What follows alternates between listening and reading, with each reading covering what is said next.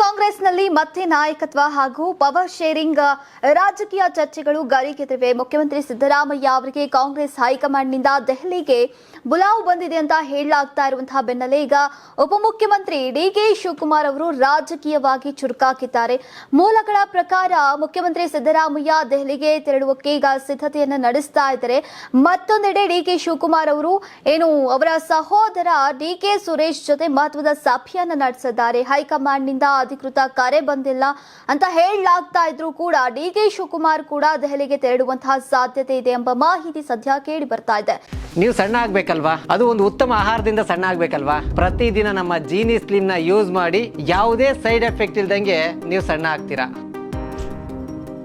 ಇದರ ನಡುವೆ ಈಗ ಡಿಸಿಎಂ ಡಿಕೆ ಶಿವಕುಮಾರ್ ಅವರು ಹಿರಿಯರ ಆಶೀರ್ವಾದ ಪಡೆದಿರುವುದು ಈಗ ರಾಜಕೀಯ ವಲಯದಲ್ಲಿ ಕುತೂಹಲವನ್ನ ಮೂಡಿಸಿದೆ.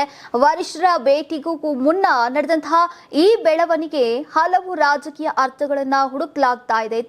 ಮುಖ್ಯಮಂತ್ರಿ ಸಿದ್ದರಾಮಯ್ಯ ಅವರು ಕೂಡ ಇಂದು ಸಂಜೆ ನವದೆಹಲಿಗೆ ತೆರಳುತ್ತಾ ಇದ್ದಾರೆ ಅಂತ ತಿಳಿದು ಬಂದಿದೆ. ವಿಶೇಷ ವಿಮಾನದ ಮೂಲಕ ದೆಹಲಿಗೆ ಪ್ರಯಾಣವನ್ನ ಬೆಳೆಸಲಿದ್ದು ಅವರೊಂದಿಗೆ ಕೆಲ ಆಪ್ತ ಸಚಿವರು ಕೂಡ ತೆರಳುವಂತಹ ಸಾಧ್ಯತೆ ಇದೆ. ನಾಳೆ ಕಾಂಗ್ರೆಸ್ ನಾಯಕ ರಾಹುಲ್ ಗಾಂಧಿ ಅವರೊಂದಿಗೆ ಮುಖ್ಯಮಂತ್ರಿ ಸಭೆಯನ್ನು ನಡೆಸುವಂತಹ ಸಾಧ್ಯತೆ ಇದ್ದು ರಾಜ್ಯಸಭೆ ಚುನಾವಣೆ, ಎಸ್ಐಆರ್ ವಿಚಾರ, ಸಂಪುಟ ಪುನರ್ರಚನೆ ಹಾಗೂ ರಾಜ್ಯದ ಪ್ರಸ್ತುತ ರಾಜಕೀಯ ಬೆಳವಣಿಗೆಗಳ ಕುರಿತು ಚರ್ಚೆ ನಡೆಯುವಂತಹ ಸಾಧ್ಯತೆ ಇದೆ ಅಂತ ಹೇಳಲಾಗ್ತಾ ಇದೆ.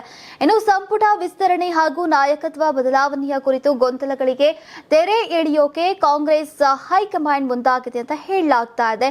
ಇನ್ನು ಮುಂಗಾರು ಅಧಿವೇಶನಕ್ಕೂ ಮುನ್ನ ರಾಜ್ಯ ರಾಜಕೀಯದಲ್ಲಿ ಮಹತ್ವದ ಬೆಳವಣಿಗೆಗಳು ನಡೆಯುವಂತಹ ಸಾಧ್ಯತೆ ಇದೆ. ಈಗ ರಾಜ್ಯ ರಾಜಕೀಯದ ಸಂಪೂರ್ಣ ಗಮನ ದೆಹಲಿಯಲ್ಲಿ ನಡೆಯಲಿರುವಂತಹ ಚರ್ಚೆಗಳತ್ತ ಕೇಂದ್ರೀಕೃತವಾಗಿದೆ.